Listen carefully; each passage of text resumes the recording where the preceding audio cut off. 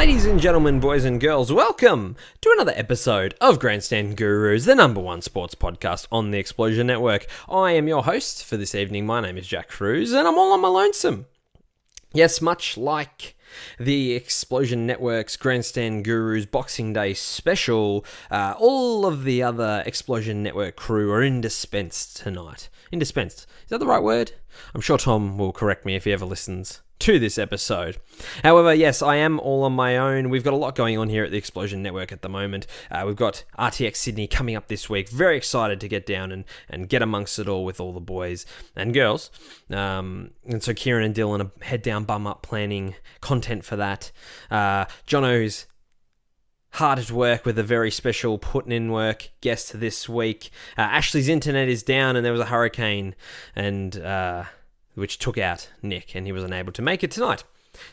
Speaking of which, that'll touch nicely on my highlight. So yes, it's going to be a solo episode tonight, guys. It's just you and me. I hope that you will indulge me, and very much like our Boxing Day episode, this might go for 5 minutes. It might go for half an hour. We're just going to see how it goes. I'm quite good, I've learnt over the time, at just talking to myself.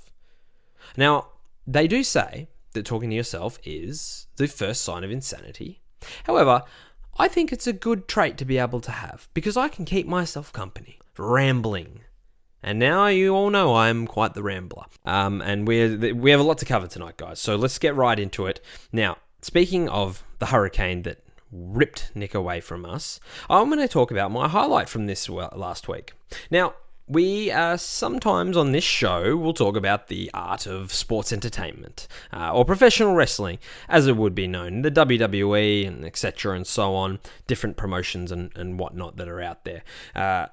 But look, I've spoken about on this show that I used to be a massive wrestling fan. I've dropped away from it. However, I do believe that it deserves to be spoken about in the realm of sports, even though there's the scripted nature of it. And there's the theatrics and all. These guys are athletes at the end of the day, and they're performing a physical, action that creates great entertainment. And at the end of the day, that's what sports is all about, is entertainment. And that is what is at the core of what is the WWE. So that's why, I don't need to justify it to you. You people, you guys, the listeners, you know out there that this is what this show is about. So don't at me. Tweet at Nick and at Nick about it, but don't at me about it, okay? Now, my highlight from the last weekend, we had on Sunday night in America, or Monday morning here in Australia, the Royal Rumble.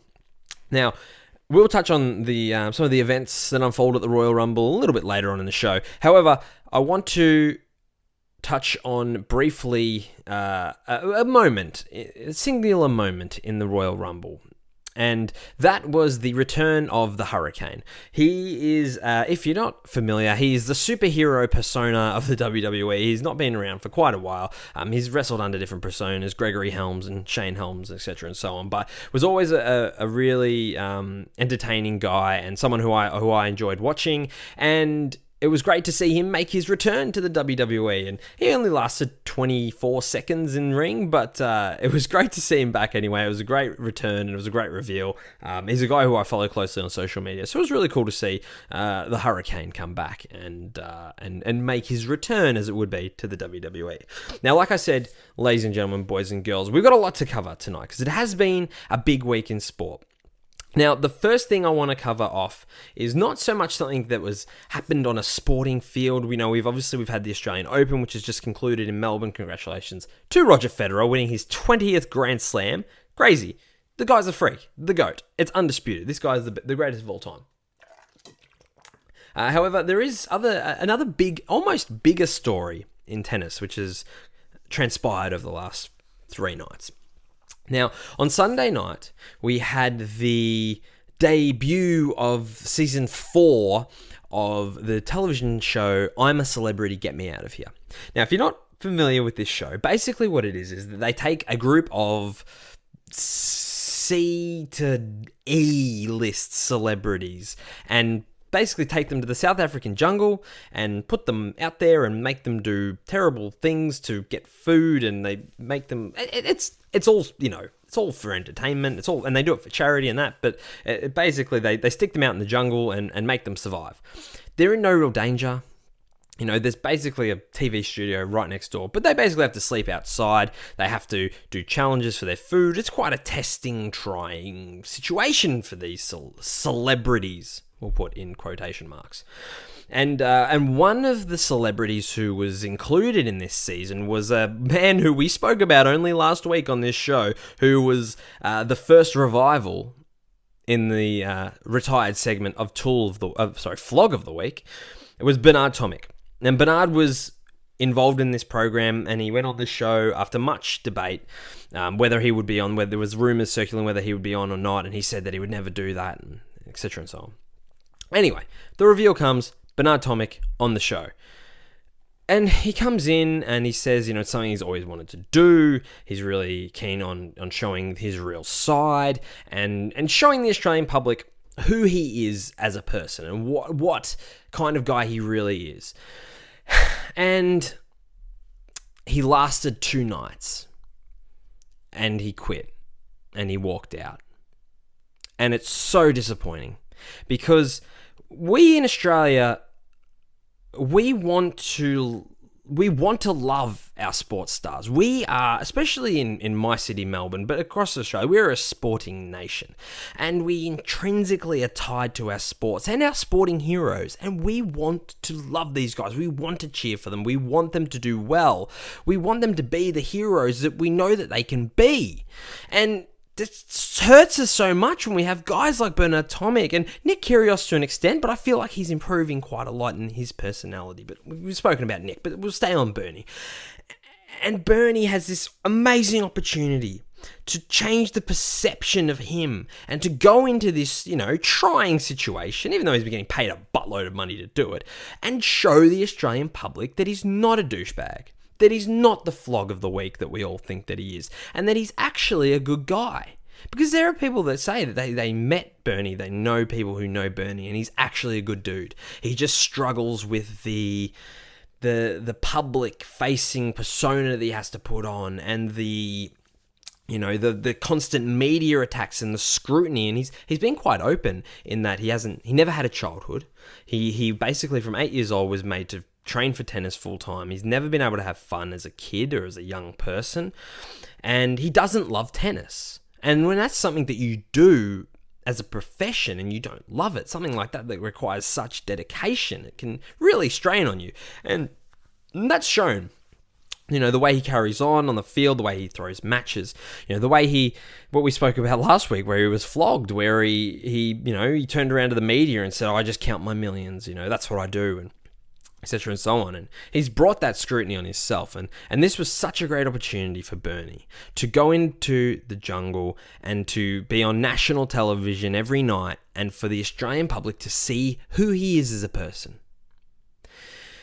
And I feel like his 2 days, and if you didn't, and this is the thing that's going to be the worst thing about this whole thing, is that if you didn't watch the show, you are not going to get an idea about this kid.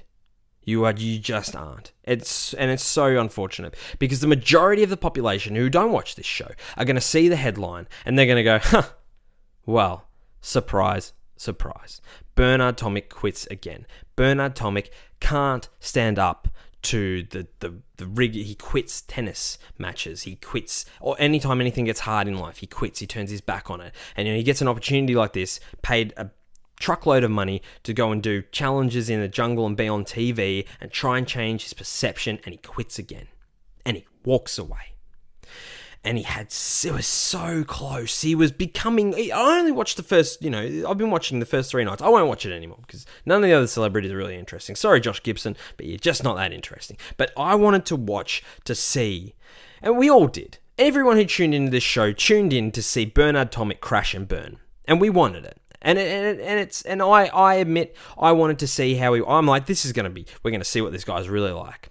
But from the very moment he arrived and he said, I really want to show the public what kind of guy I am and that I'm actually a good guy and that I've just got issues. And he stepped out and I saw things from Bernard Tomic that made me think this guy's not a bad dude.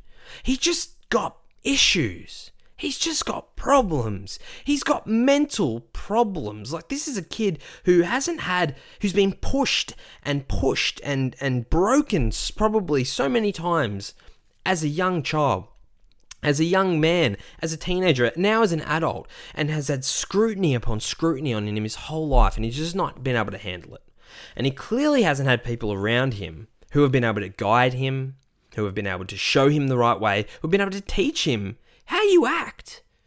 How do you act when you're an adult? How do you act when you're respectful to other people? And he just hasn't been taught that. You can tell. And the kid's got issues.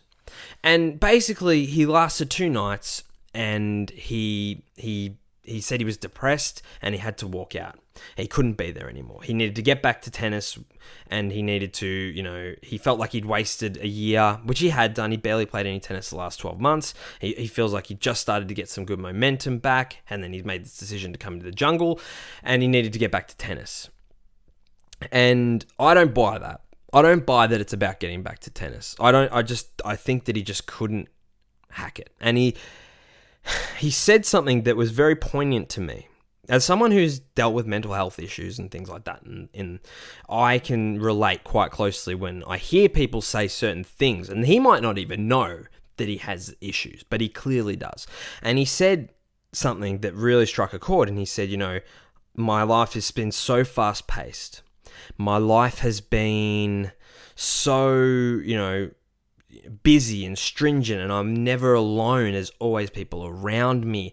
I've always got my phone. I'm always out partying. I'm always training, that I'm never alone with my thoughts. And the last 2 days, I was left to be alone with my thoughts. And I think that was really scary for him. I really do.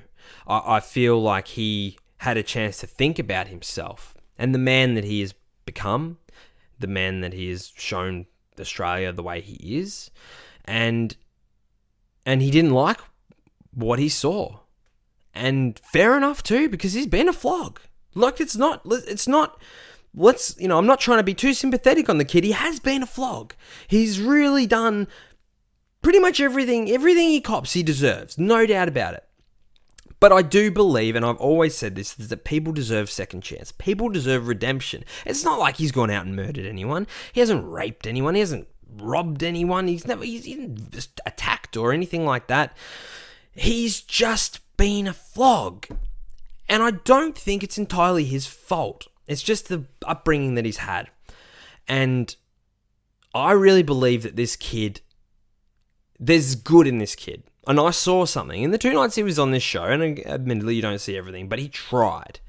And you can see how scared he is and how he needed to get out of there. And I hope against hope that someone gets to this kid and they help him, because he's only 25 years old and he has so much potential, not just as a sports person, but he could do anything, if he really wanted to. He's got great natural talent and ability, and he's thrown away an opportunity. But I don't think that it was because he couldn't hack it or he's weak or anything like that. I think he was genuinely scared about the person that he's become and the path that he's seen himself go on, and he's seen it as he's like, I need to get home, and I'm hoping that this is what it is. He needs to get home and he needs to fix that. But again, what is the saddest thing about this whole thing is that the majority of the Australian public are going to look at this and go, of course, Bernard Tomic lasted 2 days. Surprise, surprise. And they're not going to see that this was a kid who wanted to go into this opportunity and change the way that people thought about him. And I feel like for the people that have watched this show, they will. It will change the perception of Bernard to them. But unfortunately, it's not going to do that for the vast majority of Australians who are just going to see the headline tomorrow morning or this morning as you will be hearing this and say, Bernard Tomic quits the jungle. It's already trending. Tomic walks is the hashtag. And it's a very sad situation. So that's all I really have to say about that. I was really rooting for the kid. Like I said, we want our sports people. We want to love our sports people. We want to root for them. We want them to do well. And this was no exception as far as I'm concerned. I wanted,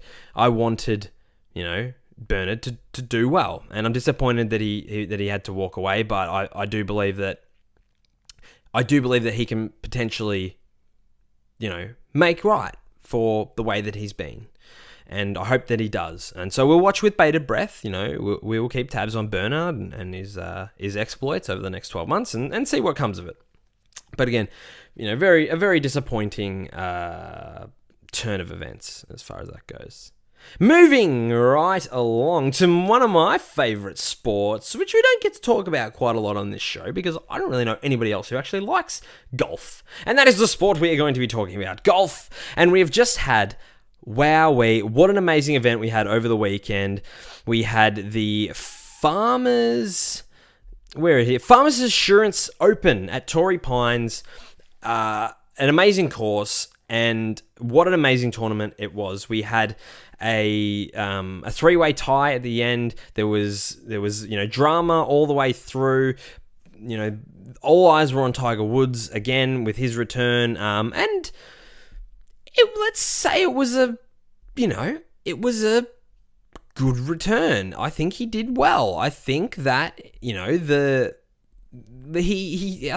shot 2 under par one of the days and he hit 3 fairways. He hit a couple of 350-yard drives. It was good to see Tiger back out there swinging the clubs. And like I said, in our 2018 predictions episode here on Grandstand Gurus is that my prediction is that he will win the Masters this year, and that will just be like, if he does that, it'll be amazing, and I believe that he can. But we had Jason Day, one of my favourite golfers, a fellow Aussie, taking out the Farmers Insurance Open and taking him a cool $7 million first prize, if you don't mind. A three-way playoff, which went down to 2, went to 5 playoff holes, and it was just beautiful back and forth, birdies, pars, birdies, and they took it to the second day because they had to stop for bad light. That's how far they went, and Jason Day was able to take it out. So it's fantastic for Jason.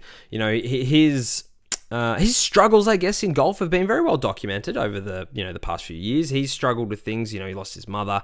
He had some family that he lost in, I think it was a tsunami. There's been, he's had his struggles. He's had injury problems and all that kind of thing.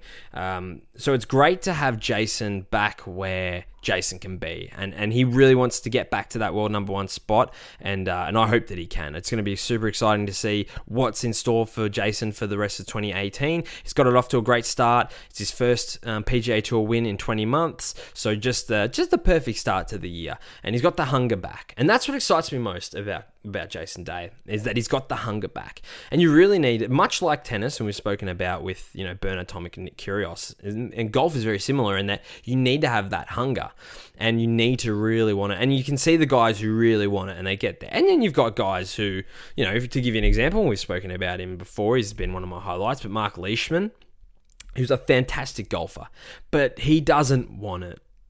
He's been very vocal and open in the fact that he's not interested in that. He doesn't want, to train every day, and he just wants to play golf and provide for his family, and he earns a very good living doing that. And he finished tied 8th, and this is a guy who doesn't train a lot, but he'll never win a major. He's come close a couple of times, but I don't believe he'll ever win a major. But you got a guy like Jason Day who wants it, and that excites me for Jason Day for 2018. So I'm looking forward to seeing what's next from the young Aussie. Moving right along, we want to talk about the IPL auctions and the Australian one-day team. Now, we had just this is just mind-boggling to me. And I'm going to touch on something very quickly. There's a young man by the name of Glen Maxwell, who I've spoken about many times on this podcast, who has been consistently snubbed by Cricket Australia. And some of it might be, justified.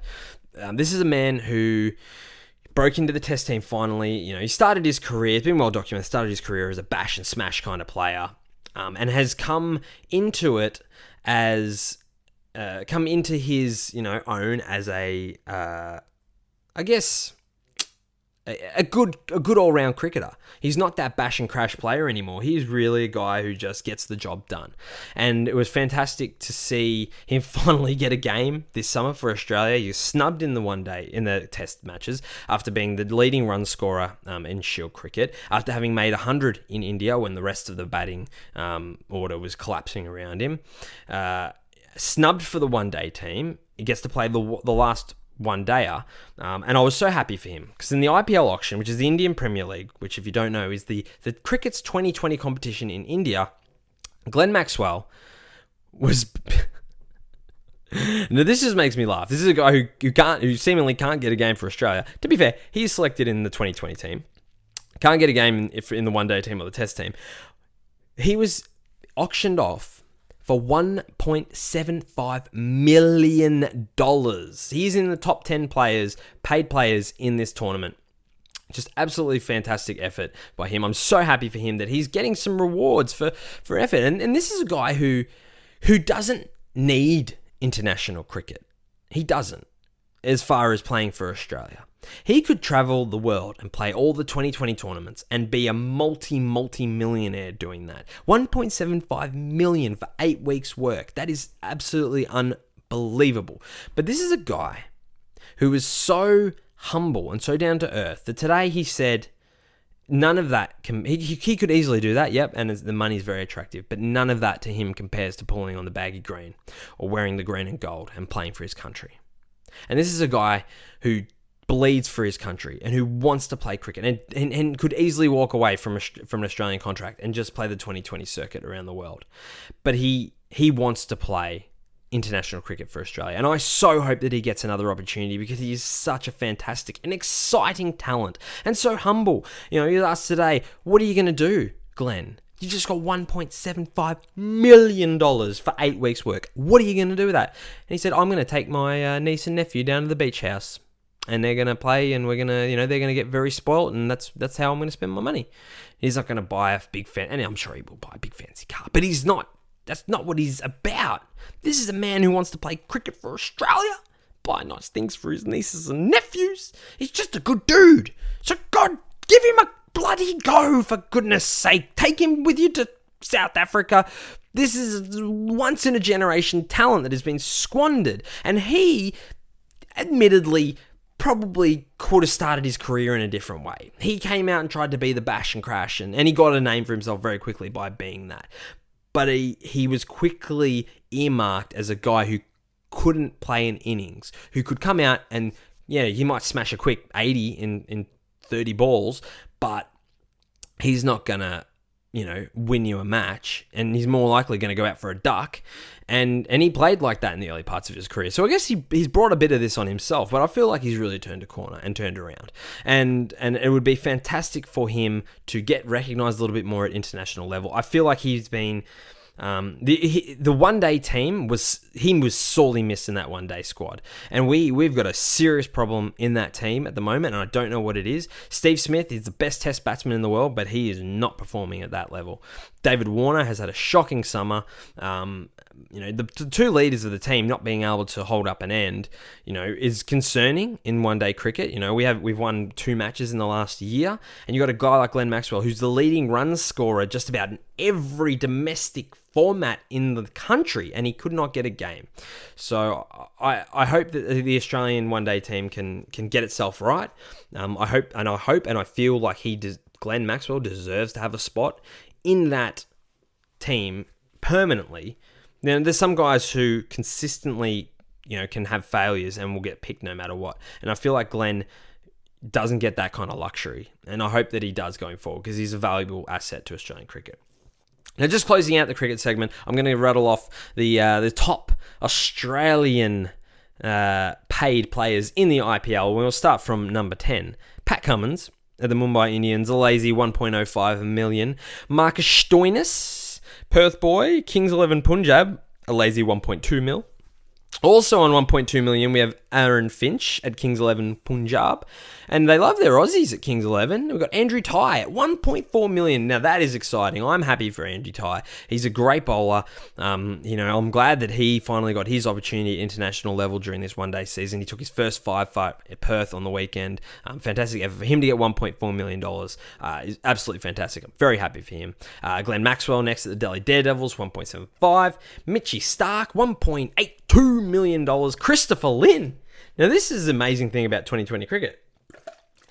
Is you've got a guy like Chris Lynn, who's barely played a match in the last 2 years because of injuries, and he gets $1.86 million. Unbelievable. The Kolkata Knight Riders, David Warner and Steve Smith were both retained at their clubs, Sunrisers Hyderabad and Rajasthan Royals, respectively, both getting $2.4 million. So they certainly have nothing to worry about as far as their payments, as they're the two highest paid players at international level for Australia. But big shout out, obviously the big winners there, Andrew Ty, amazing, Glen Maxwell, Chris Lynn, three guys to really deserve something like that. So I'm happy for those boys. I think they deserve every penny that they get, and good on them. Now, closing out the show, we're going to talk a little bit about what we spoke about off the top, which is the Royal Rumble, the WWE. We had Now, I'm only going to touch on this briefly. I did not watch the event. I just saw the headlines. Obviously, I saw the highlights with the Hurricane returning. Good stuff. Good for you. Happy days. But a couple of big notable news items, I guess you could call them, out of that show on the weekend was everyone getting what they wanted, and Roman Reigns not winning the Royal Rumble, and Shinsuke Nakamura winning the WWE Royal Rumble and getting himself a shot at the title at WrestleMania. So very excited for him. Very good. But I want to talk more about the return of Ronda Rousey. Well, not so much the return. I guess the return to public facing, but the debut to the WWE of former UFC bantamweight champion Ronda Rousey. It's pretty much been radio silent for the past 12 months, really, since her devastating losses, I should say. Obviously, firstly to Holly Holm in 2015, and then Amanda Nunes, late last year in 2016. She's now signed full time with the WWE. This is interesting. This is a big thing. This is a woman who fundamentally changed the face of the UFC, and I think it's big for the WWE. I don't know how she's going to go. She's not a very good actor. How she goes on the mic, I'm not sure. However, she's going to be a big draw. It'll be exciting to see. I only just wanted to touch on that briefly because I think it is noteworthy. But, she's definitely lost to MMA. She's, as far as I'm concerned, the greatest women's fighter of all time. Clearly, what she was able to do for that sport. Obviously, she had some issues towards the back end of her fighting career. I think a lot of that had to do with her training camps, etc., and so on. So I really hope that she can reinvigorate herself. And interesting, she came out with the Roddy Piper gear and the Roddy Piper shirt and the leather jacket. It was very exciting. So good for you, Ronda Rousey. I hope that you do well, and we here at Grandstand Gurus wish you all the best. Now, I won't do the Super Bowl. We were going to do a Super Bowl, themed episode this week, but unfortunately some schedules got mixed up. Like I said, the Hurricane came through and took Nick away and blew him and they back to Kansas with Toto. So unfortunately we won't be talking Super Bowl. I'm not going to try and butcher it. Like I said, I haven't been following. You guys know I haven't followed the NFL too closely in the last few years, and so I wouldn't be doing it justice. However, I do want to make mention that the XFL is returning, so that's exciting. But I do wish all the Patriots supporters and all the Eagles supporters all the best of luck for the Super Bowl coming up this coming Sunday in America and Monday in Australia. Now, moving right along to Legend of the Week. Now, I stewed on this for quite a while. I almost went with Jason Day. I almost went with Tiger Woods. I almost went with the Hurricane. But I really felt like there could only be one man that we should recognise and I did mention him earlier in the program, and that is Roger Federer, legend of the week. What can you say about this man? 20 Grand Slams, the greatest of all time as far as tennis players. This is a guy who's getting better and better as he gets older. It's unbelievable, and a worthy winner, I think. So congratulations to you, Roger Federer. You are our legend of the week. What am I looking forward to? You might be asking yourself for the next coming week of sport. Well, funny you should ask. 2020 cricket. The Australian 2020 cricket is here. We will be seeing the final of the Big Bash later this week, but we will also be seeing Australia taking on England in their 2020 series, with New Zealand as well getting involved. So it might be an opportunity for Australia to gain a little bit of respect back in the shorter forms, but after going down 4-1 in the one-day series. However, that does still mean 4-1 means we are still we've won 5. It's 5-4 currently. It's across the summer because we've got the 4 Ashes, and then the one day we won and they won 4. Math, right? You get it. It makes sense. But that's what I'm looking forward to. More cricket. Make the most of it while it's here, because soon enough footy season will be here, and that's all we're going to be talking about. So that is pretty much that. Well, ladies and gentlemen, boys and girls, thank you for joining me and indulging me for a very solo episode of Grandstand Gurus, the #1 sports podcast on the Explosion Network. This is a product of the Explosion Network. You can find all of our content over at www.explosionnetwork.com. And you can also check out my new podcast over on 8bit.net called It Is What It Is, where I will be discussing all of the hottest news items from the week with a rotating guest from the wider interwebs and the 8-bit stable of talent. So it would mean the world to me if y'all could head on over to iTunes and SoundCloud and give that a download, give it a follow, give it a like, leave it a review, let me know what you think about it. And you can tweet at me what you think about It Is What It Is and Grandstand Gurus at Kruse_mate on Twitter. You can follow Grandstand Gurus at Grandstand Gurus and the Explosion Network at Explosion Pod. If you happen to find yourself this week at RTX Sydney, come on down, drop yourself in, say g'day, give me a pat on the back, slip me $5. We might have a chat, we might not. It's hard to say. We probably will, because I'm not the kind of guy who's gonna. I'm not really like. I'm not a celebrity or anything, so I'm not gonna. I have no reason to turn you away. It's more in my interest for you to talk with me, etc. and so on. Nevertheless, that's pretty much it. Remember, ladies and gentlemen, boys and girls, like, subscribe, share us with your friends and with your mother. Until next time, plat plat. Keep on grandstanding.